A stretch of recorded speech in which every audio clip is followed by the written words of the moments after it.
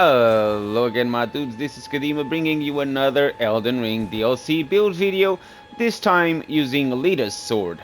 That's right, previous attempts before the patch to make a good build out of this weapon were futile because, as you probably are very much aware these days, the poise damage of the light greatsword class was terrible before the patch, and now it seems to be good enough to make reliable builds for both PvP and PvE, and that's why I am now able to make one using this sword. Let's take a look at the build. Leader's sword, this has an attribute scaling of Strength D, Dexterity B, and Faith D.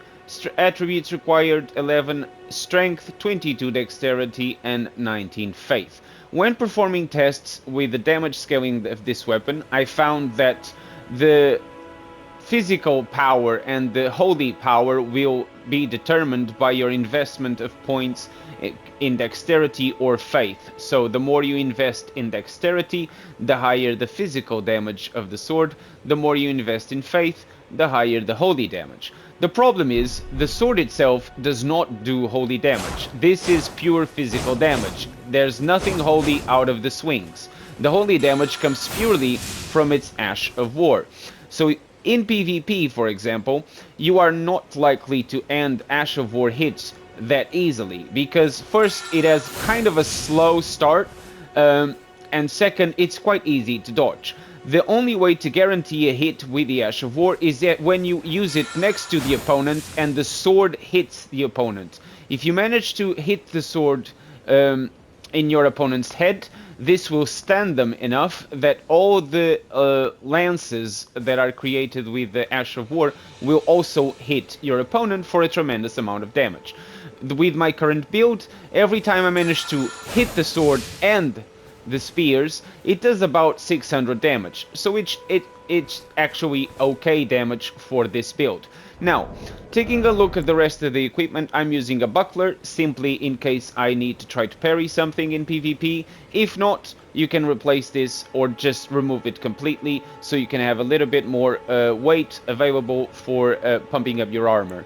For the armor set, I'm using Verdigris helm, gauntlets, and greaves. But for the chest piece, I decided to go with the Gravebird's Black Quill armor because this bad boy, as you can read in the description, enhances jumping attacks. And one of the best combos and the best attacks with the light greatsword class is the jumping R1.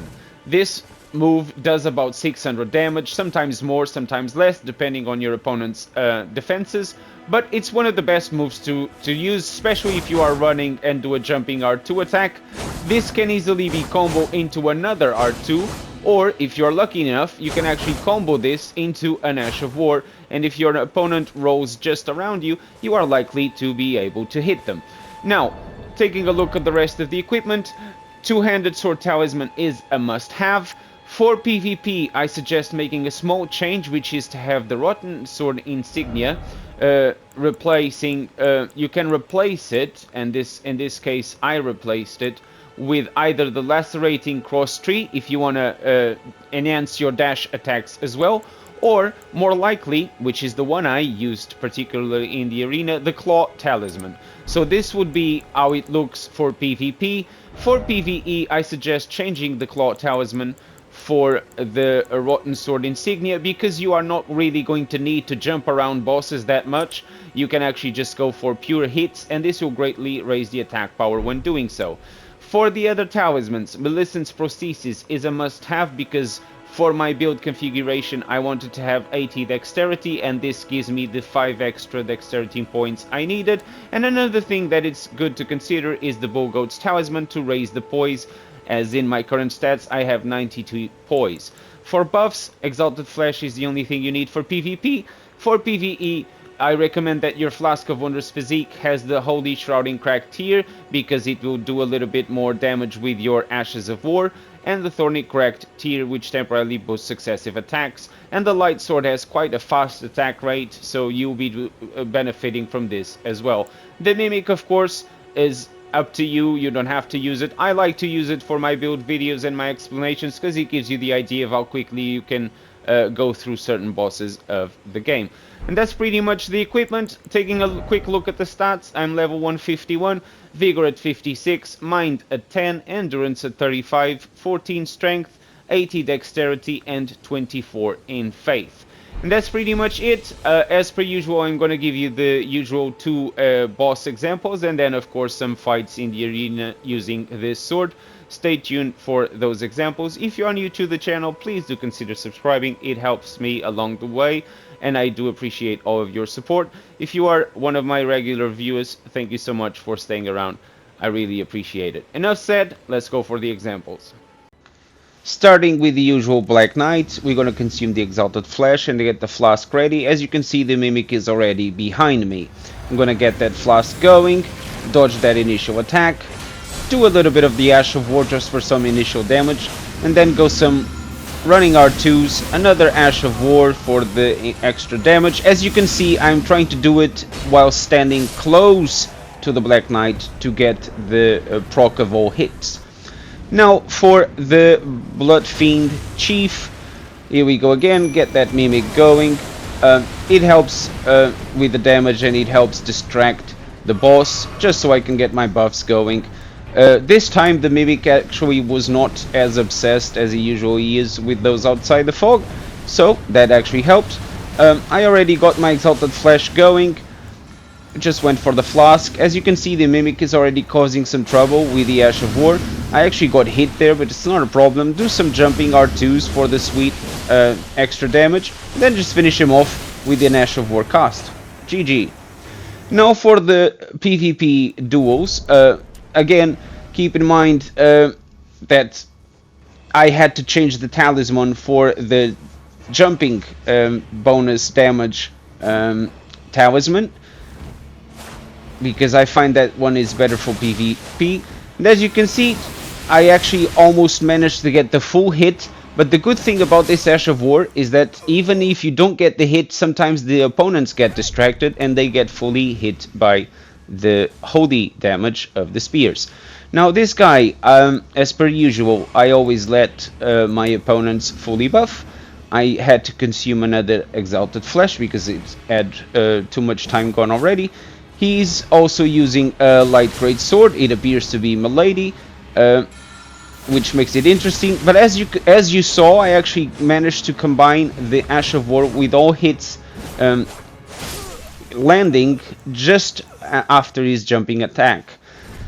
Now this one is going to be a quick one as well. This guy is using the Spear of the Impaler. It's an absolute monster of a weapon. I love this weapon and I love the build I made with it. But I actually was surprised he hit me from there. But I'm going in with some R2s. Keep in mind that the poise damage with light great swords is better employed with the R2s, because as you can see, I just interrupted every single one of his attempts, and then I managed to hit him with the jumping attack, landing not only the sword but also the spears. Now for this one, gotta be careful because he's dual wielding, and the rapiers now have a little bit more poise damage, so even with my 92 poise I will get interrupted. Gotta be careful with that. And he's also using a casting rapier, which is looks like to be the Carrion Sorcery Sword, which is an amazing weapon. He actually managed to do quite a lot of damage. He got me by surprise, but then I managed to land a few running R2s, and then I decided to take the chance and go for the jumping R2, and then finish him off with the lucky cast of the spears that hit him behind me as he was being offensive. Now for the next one, good fight. He's actually bringing an Albert, which does a tremendous amount of damage. I managed to punish him straight away with a rot. As per usual, I like to use the rot pots. Some people don't like it, but well, I'm afraid I do. As you can see, 800 damage with the rot and the jumping R2. I actually dodged really poorly there. Looked like an idiot, to be honest. Trying to get some more damage with the jumping R2s, not being very successful. But I have to be a bit careful, because if he hits me with that Albert one more time, I'm probably gonna go. He does change for the backhands, and that gave me the idea to try to get him with the Ash of War, and I actually succeeded. Now this one was my quickest fight. I don't think this guy was prepared for my combo, so I managed to trick him into using the Ash of War, and then I go my R2, cast the Ash of War, and lucky for me, he didn't have enough HP to survive that. GG. Next fight, again, it's a good fight. This guy is using the Weeb build with the double katana, the katana and the great katana combo. It's one of my favorite builds, to be honest, but gotta stay away, manage my attacks. He's actually using seems to be double great katanas, not entirely sure, but they do seem to be the same length. He actually goes one-handed. I'm just trying to not get hit by that Ash of War. He's still at full health, but once I close the distance and I manage to get some combos with my double R2 combos, and then I finish him off with a perfect cast of the Ash of War that hit all hits, both the sword and the lances. Now this guy is using the Obsidian Lamina, one of my favorite weapons from the DLC. He actually managed to dodge that one, not exactly sure how. I actually managed to get a backstab here, which is a lag backstab as I call it. Didn't manage to get him with the charged R2, but that's not a problem. Just stay close enough, apply the pressure. Didn't get him there with the second R2, which I thought I would. The spears also didn't land. I tried to go with a running R1, but I missed. Tried to go with a pot to trap him into attacking me, and it worked because I managed to land the spears, although I didn't land the sword, and then a running R1 finishes him off. Now, this guy, I fought him a few more times. He actually won 2 rounds. I won only this one.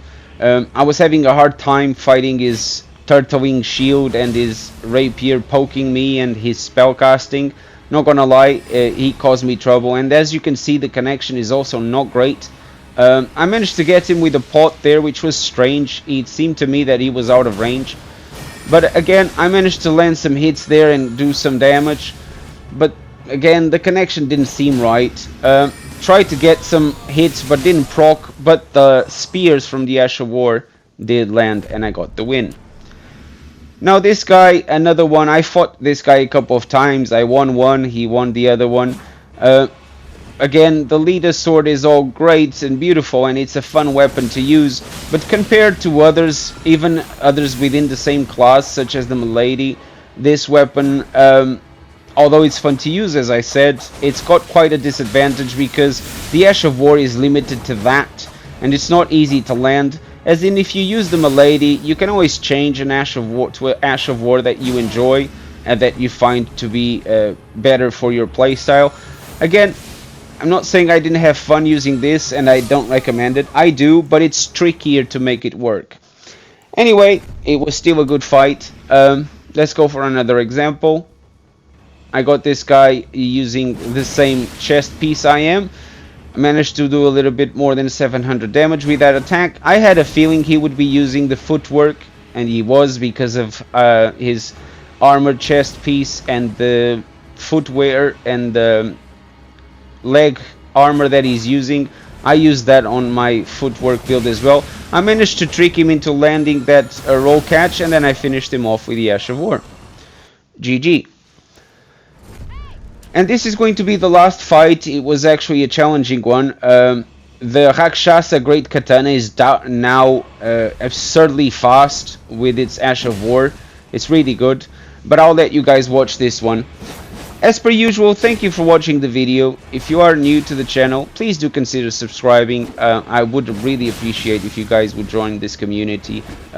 Again, I truly appreciate your support. To my regular viewers, thank you so much as usual. And I hope I'll see you in the next video. Take care. Cheerio.